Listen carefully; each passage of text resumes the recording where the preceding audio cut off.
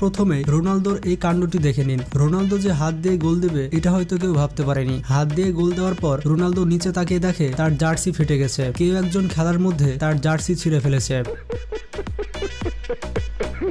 বন্ধুরা এই দেখুন, এভাবে রোনালদোর জার্সি খেলতে খেলতে ছিঁড়ে ফেলা হয়েছে। তবে প্লেয়ারটি হয়তো বলতে চেয়েছিল যে জার্সিটি আমায় দে ভাই, কিন্তু রোনালদো সেটি দিতে চায়নি। পরবর্তীতে ক্রিস্টিয়ানো রোনালদো রামোসের জার্সি পরে আবার মাঠে নামে। বন্ধুরা এই প্লেয়ারটিকে দেখুন, প্লেয়ারটি গোলকিপারকে বল ছুঁড়েছে কিন্তু গোলকিপার বলের দিকে তাকায়নি। বেচারা গোলকিপার না তাকানোর কারণে বলটি সোজা গোলে ঢুকে যায়। বন্ধুরা এটি গোল দেওয়া হয় কারণ গোলকিপারের পায়ে বলটি লেগেছিল।